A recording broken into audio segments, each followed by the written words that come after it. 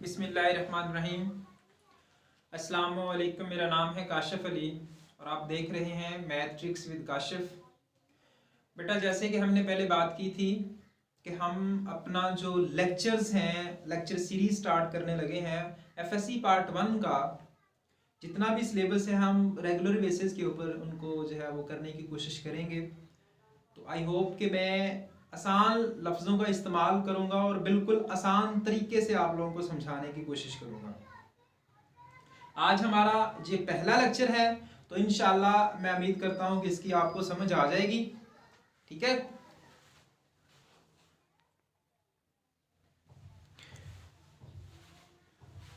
तो स्टार्ट करते हैं बेटा। आपका अपना पहला जो लेक्चर है part 1 FSc chapter number 4 quadratic equation. Quadratic equation तक पहुंचने से पहले कुछ बेसिक कंसेप्ट्स हैं जो हम छठी सातवीं क्लास के अंदर हम पढ़ते रहे हैं, उनको थोड़ा सा रिवाइज कर लें। पहला है अलजेब्रिक टर्म। अलजेब्रिक टर्म में इस तरह से होता है बेटा कि आपके पास कोई कांस्टेंट नंबर्स है ना, जैसे 1 है, 2 है, 3 है, 4 है, 5, 1 2 3 4 5 इसी तरह नंबर्स हैं, काउंटिंग है। ये आपको पता है कि कांस्टेंट नंबर्स हैं। अगर इन कांस्टेंट नंबर्स के साथ कोई वेरिएबल अटैच कर दिया जाए, जैसे 1 के साथ मैं x लिख दूं, 2 के साथ भी x लिख दूं, 3 के साथ x, 4 के साथ y, इसके साथ z, ये जितने भी x, y, z हैं सारे के सारे वेरिएबल्स हैं। अगर किसी कांस्टेंट टर्म के साथ x, y, z कोई वेरिएबल अटैच हो जाए तो फिर वो कांस्टेंट नंबर नहीं रहता, वो अलजेब्रिक टर्म में बदल जाता है। ठीक है जी। अब अलजेब्रिक एक्सप्रेशन में आ जाए तो बेटा इन टर्म्स को जो अलजेब्रिक टर्म कहलाती हैं उनको अगर प्लस या माइनस के साथ जोड़ दिया जाए तो जो आपके पास नया एक्सप्रेशन बनेगा ना, उसे हम कहते हैं अलजेब्रिक एक्सप्रेशन। क्या बोलते हैं? Algebraic expression. जैसे इन दो टर्म्स को जोड़ दे तो 1 plus 2x, 1x plus 2x, इन दो को जोड़ दे तो क्या बनेगा? 3x plus 4y। ये आपके पास नया एक्सप्रेशन बन गया। दो अलजेब्रिक टर्म्स को प्लस या माइनस करने से एक नया एक्सप्रेशन बनता है।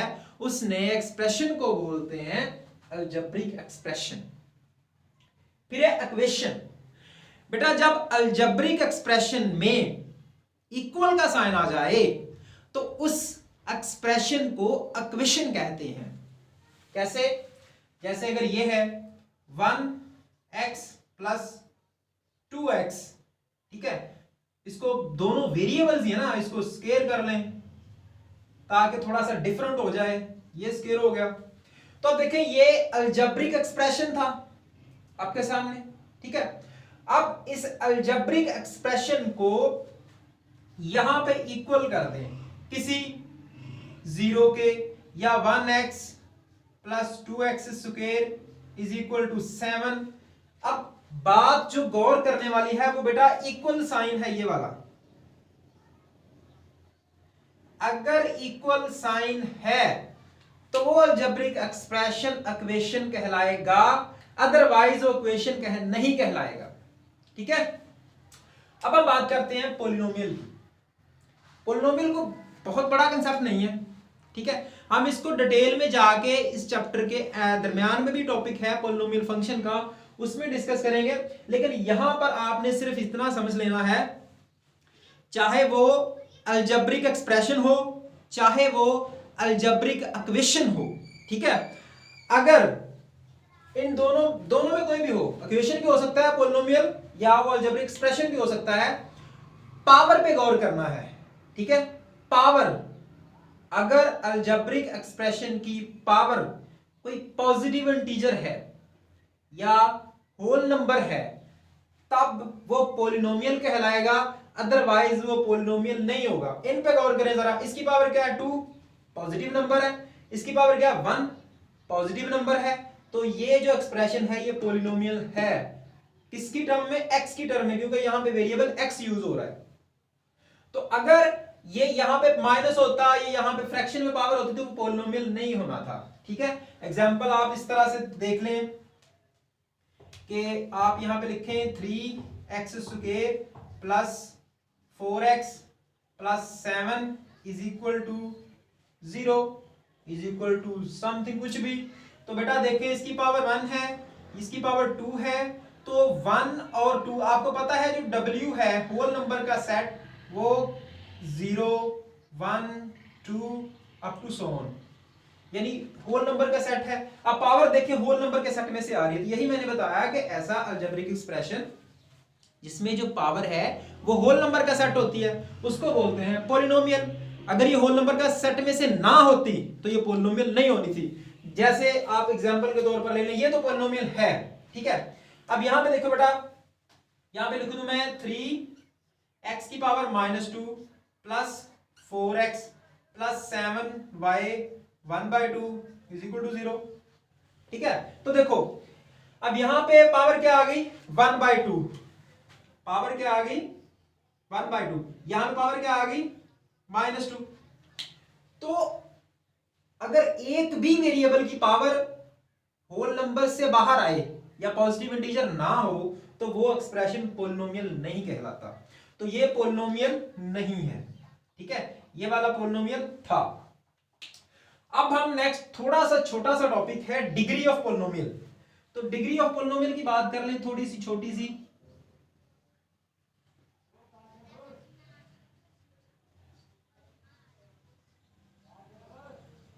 डिग्री ऑफ पॉलिनोमियल में बेटा कोई लंबा चौड़ा काम नहीं है, जस्ट ये देखना है कि जो सबसे बड़ी पावर है ना, सबसे बड़ी पावर किसकी? पॉलिनोमियल की, उसे डिग्री कहते हैं। ठीक है, अब यहां पे देखें सबसे बड़ी पावर क्या थी? 2, तो डिग्री कितनी होगी? 2। ठीक है, अब यहां पे 7 होता, 6 होता, तो जो सबसे बड़ी पावर होगी वही डिग्री ऑफ पॉलिनोमियल कहलाएगी, अदरवाइज कोई और पावर डिग्री ऑफ पॉलिनोमियल नहीं कहलाती।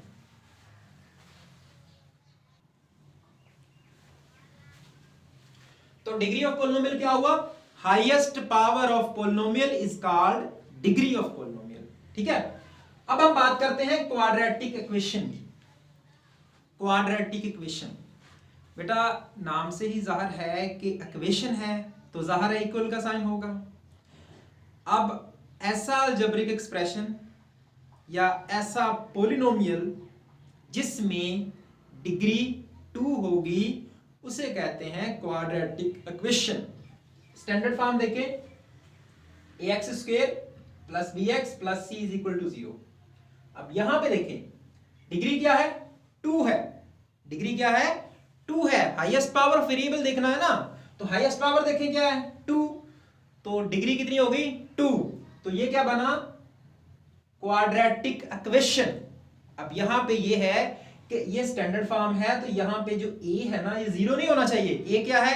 एक्स स्क्वायर का कोफिशिएंट है, तो ये 0 नहीं होना चाहिए। अगर ये 0 हो गया तो इसका मतलब है एक्स स्क्वायर खत्म हो गया। अगर एक्स स्क्वायर खत्म होगा तो इसका मतलब क्या है? डिग्री जो 2 हमने बोला था वो खत्म हो गई। तो बेटा क्वाड्रेटिक इक्वेशन का जो दूसरा नाम है वो सेकंड डिग्री पॉलिनोमियल भी इसे कहते हैं। क्या बोलते हैं इसे? Second degree polynomial. Second degree polynomial.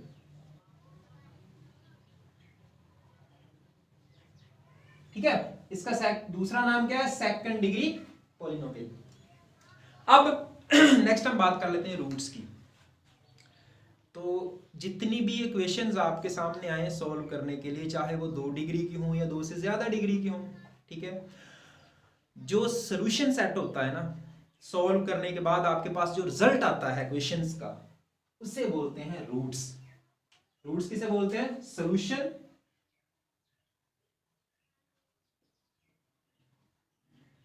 Of equations. Solution of equation यानी इक्वेशन को सॉल्व करें तो जो सॉल्यूशन आता है उसका सॉल्यूशन सेट में जितने भी डिजिट्स होते हैं सारे के सारे रूट्स होते हैं।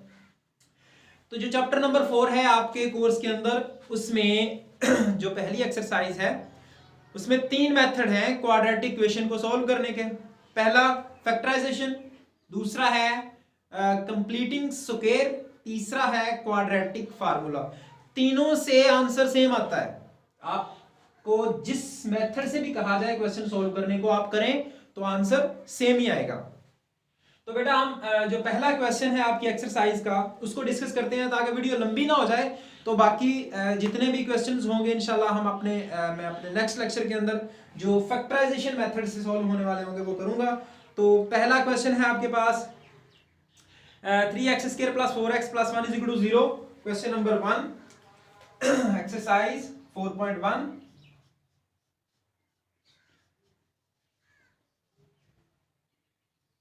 क्वेश्चन नंबर 1 स्टेटमेंट है सॉल्व बाय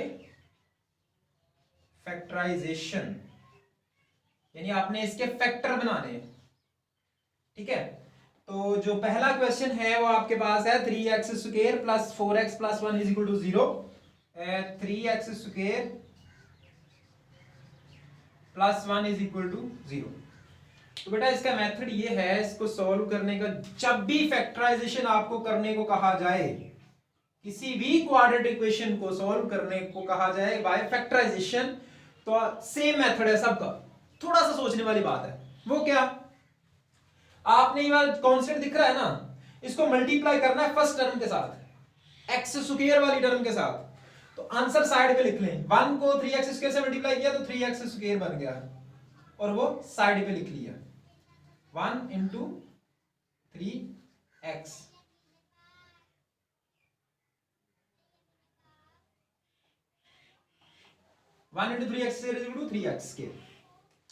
आंसर साइड पे लिख लिया, पहला स्टेप हो गया। दूसरा आपने ये सोचना है कि कौन से दो ऐसे नंबर हैं, कौन से दो ऐसे डिजिट हैं जिनको मल्टीप्लाई करने से आपके पास 3x² बनता है। कौन से ऐसे दो नंबर हैं, वेरिएबल को छोड़ दें, जस्ट नंबर को कंसीडर करें। 3 कैसे आता है, तो 1 को अगर मैं मल्टीप्लाई करूं 3 के साथ तो मेरे पास बनता है 3, ये जो कांस्टेंट तो मिल गया। अब इसके साथ x लगा दें, इसके साथ x लगा दें तो क्या बन गया x², 3x²।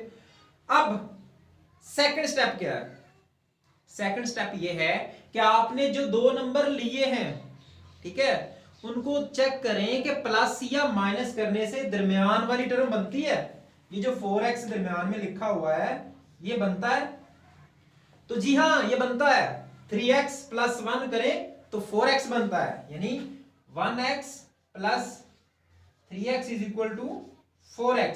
तो यानी ये वाला जोड़ा जो हमारे पास बना है ये ठीक बना है। हमने इसी को यहां पे लिखना है। इसका दूसरा नाम जो है ना क्वेश्चन का, वो मिडिल टर्म को ब्रेक करना कहते हैं। अब देखें 4x की जगह पे हम 1x + 3x लिखेंगे तो ये मिडिल टर्म ब्रेक हो गई, दो हिस्सों में कट गई। तो यही हमने यहां पे करना है, 3x² + 3x + 1x + 1 = 0। क्लियर है। अब जो पहली दो टर्म्स हैं ये वाली और आखिरी जो दो टर्म्स हैं ये वाली, इनमें से अलग अलग से जो कॉमन चीज है वो बाहर लिख लें। इसमें क्या कॉमन था, x, तो बाकी क्या बचा, एक x² था ना, एक x बाहर चला गया तो बाकी 3x बच गया। इधर से x बाहर चला गया तो बाकी 3 भी आएगा, 3 भी कॉमन है ना, 3 भी बाहर आ गया। इधर से x बच गया, एक x² में से x बाहर चला गया तो इधर से क्या आपके पास 3x बाहर चला गया तो अंदर क्या बचा 1। इधर से 1 दोनों में है तो x + 1 = 0। अब इसे और इसे मिला के लिख दें, और ये जो दो सेम फैक्टर्स है ना, असल में ये कॉमन है, इनको आप अलग लिख लें। x + 1 एक फैक्टर बना और 3x + 1 दूसरा फैक्टर बना। अब दो फैक्टर्स हैं, दो नंबर्स हैं, दो चीजें हैं, मल्टीप्लाई करने से आंसर 0 आता है, तो इसका मतलब है दोनों चीजें अलग अलग 0 के बराबर होंगी। तो यहां से बेटा आपके पास क्या आता है, x + 1 = 0 और यहां से x की वैल्यू आ गई -1 और 3x + 1 = 0। यहां से 3x is equal to -1 and x is equal to -1/3। आपके पास जो सोल्यूशन सेट बना है -1 और -1/3, ये दो चीजें बनी है आपके पास। एक x की वैल्यू ये है और एक x की वैल्यू ये है। तो आपके पास जो रूट्स निकले हैं -1 और -1/3 निकले हैं, ये इसका सोल्यूशन है। तो हम चलते हैं क्वेश्चन नंबर 2 की तरफ, ताकि 2 क्वेश्चन तो एटलीस्ट आज हो जाएं। क्वेश्चन नंबर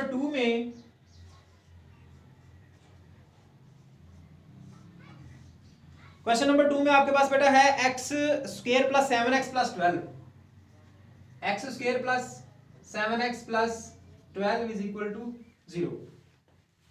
रकम आपके सामने लिखी हुई है, x² + 7x + 12 is equal to 0। तो बेटा वही मेथड है कि आपने ये जो कांस्टेंट नंबर है इसको मल्टीप्लाई करना है इसके साथ, तो आंसर को साइड पे लिख लें। आंसर क्या बनता है जी? 12x², 12x² बन गया। सेकंड स्टेप क्या था? सोचना। क्या सोचना है? दो नंबर्स को सोचना है। कौन से नंबर्स? जिनको मल्टीप्लाई करने से 12 आए। तो क्या बनते हैं जी? मेरे पास एक तो बनता है 1 × 12 इज इक्वल टू 12, फिर बनता है 3 × 4 इज इक्वल टू 12, फिर बनता है 6 × 2 इक्वल टू 12। ठीक है, और कोई चीजें नहीं बनती जैसे 12 आए। अब इन तीनों में से मेरे काम का जोड़ा कौन सा है? मेरे काम का जो फैक्टर है वो कौन सा है? उसका मेथड क्या था? दोनों को प्लस या माइनस करें तो आंसर क्या आना चाहिए? दरमियान वाली टर्म। आंसर क्या आना चाहिए? दरमियान वाली टर्म। तो देखें, 12 में से एक को निकाल दें, 11 बनता है। 11 में एक ऐड कर दें और 12 में एक ऐड कर दें तो 13 बन जाता है। तो वो 7 नहीं बन रहा, तो इसलिए ये तो हमारे काम का नहीं है, ये हमारे काम का नहीं है। अब हम देखते हैं 3 + 4 करें तो कितना बनता है? 7x। और इसको चेक करें, 6 + 2 करें तो 8 बनता है, 6 में से 2 निकाल दें 4 बनता है। तो ये भी हमारे काम का नहीं है। तो मतलब हमारे काम का जो जोड़ा है वो ये वाला है। बेटा वेरिएबल कौन सा यूज हो रहा है? x, तो दोनों के साथ x लगा दें। ठीक है, बात समझ आ गई? अब इसको हम यहां पे लिखेंगे सॉल्यूशन में कि x² + 3x + 4x + 12 is equal to 0। Middle term को नहीं लिख रहा, उसको ब्रेक कर लिया हमने। अब वही काम कि इन दोनों में से और इन दोनों में से जो चीज कॉमन है वो बाहर लिख लें। x कॉमन है तो x + 3 आ गया, यहां से 4 कॉमन आ रहा है तो x + 3। आपका आंसर ठीक है या गलत है, इस स्टेप के ऊपर आपको पता चल जाएगा। कैसे? जब ये जो ब्रैकेट के अंदर चीजें हैं दोनों सेम होनी चाहिए, दोनों ब्रैकेट्स वाले फैक्टर सेम होने चाहिए। तो यहां पे बना x + 4 और दूसरा क्या बना? x + 3 equal to 0। यहां से बेटा x + 4 इज इक्वल टू 0, एक factor, x + 3 is equal to 0 second, and x is equal to -4 and x is equal to -3। तो आपका जो सॉल्यूशन सेट बनेगा वो आपके पास -4 और -3 आएगा। आई होप आपको आज का जो 2 क्वेश्चंस हैं आपके 4.1 एक्सरसाइज के वो समझ आ गए होंगे। तो इंशाल्लाह हम इसी तरह नेक्स्ट लेक्चर के अंदर अपने नेक्स्ट टॉपिक जो है वो अपने नेक्स्ट क्वेश्चन जो है वो सॉल्व करेंगे। ओके जी, अब दुआओं में याद रखिएगा। अल्लाह हाफिज।